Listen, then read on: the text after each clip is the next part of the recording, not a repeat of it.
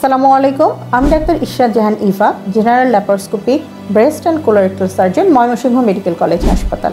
আমাদের চেম্বারে স্তনের উপসর্গ নিয়ে যত রোগী আসে তার 50 থেকে 70 ভাগই থাকে স্তনে ব্যথার রোগী। স্তনে ব্যথা নিয়ে আমরা সবাই আতঙ্কিত থাকি, এটি কি ক্যান্সার না অন্য কোনো রোগ? আসুন আজকে আমরা জেনে নিই স্তন ব্যথার কারণ এবং স্তনে ব্যথা হলে আপনি কি করবেন। স্তনে ব্যথা বা ম্যাস্টালজিয়া এটাকে আমরা দুইটি ভাগে ভাগ করি, একটি হচ্ছে সাইক্লিক্যাল এবং অন্যটি নন সাইক্লিক্যাল।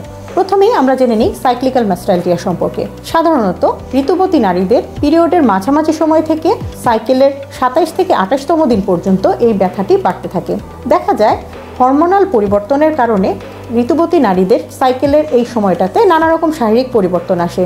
স্তনের পরিবর্তনটিও এই শারীরিক পরিবর্তনের একটা অংশ। দেখা যাচ্ছে হরমোনাল পরিবর্তনের কারণে বা হরমোনাল ইমব্যালেন্সের কারণে তার এসব উপসর্গ হয়। স্তন ব্যথা ছাড়াও এক্ষেত্রে স্তন ভারী লাগা, এমনকি স্তনের বোটা বা নিপল দিয়ে কষ বের হওয়া বা পানি বের হওয়া অথবা স্তনে গুটি গুটি ভাব, এরকম উপসর্গ নিয়ে রোগী আমাদের কাছে আসে।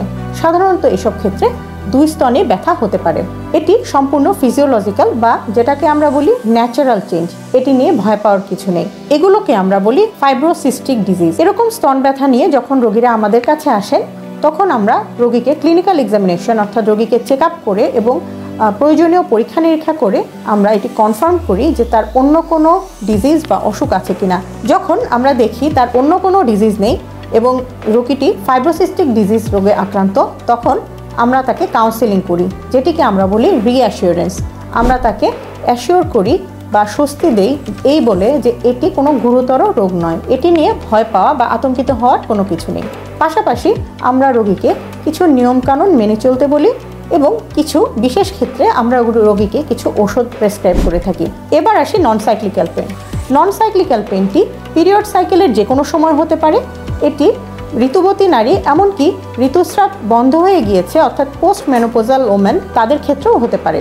নন সাইক্লিক্যাল পেইনের অথবা নন সাইক্লিক্যাল ম্যাস্টালজিয়ার কারণগুলোর মধ্যে একটি অন্যতম হচ্ছে মাস্টাইটিস অর্থাৎ স্তনে ইনফেকশন। স্তনের ইনফেকশন যে কোনো বয়সীদের ক্ষেত্রেই হতে পারে, তবে স্তনে কোনো আঘাত পাওয়া অথবা দুগ্ধবতী নারী, তাদের ক্ষেত্রে এটি হওয়ার সম্ভাবনা অনেক বেশি থাকে।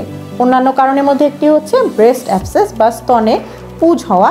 এটিও সাধারণত দুগ্ধবতী বা গর্ভবতী মায়েদের হয়। এটা ছাড়া অন্যান্য যে কোনো বয়সে হতে পারে।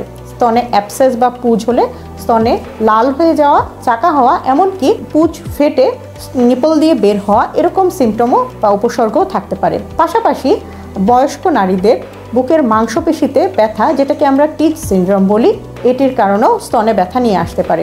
এরকম উপসর্গ নিয়ে আসলে অবশ্যই একজন বিশেষজ্ঞ সার্জনের পরামর্শ নিতে হবে। তবে আসার কথা এই যে ব্রেস্ট ক্যান্সারের রোগীদের ক্ষেত্রে সাধারণত এই ধরনের ব্যথা থাকে না। শতকরা মাত্র 5% ব্রেস্ট ক্যান্সারের রোগী এই ধরনের ব্যথা নিয়ে আমাদের কাছে প্রেজেন্ট করতে পারে, তবে সাথে অন্যান্য উপসর্গগুলোও থাকে।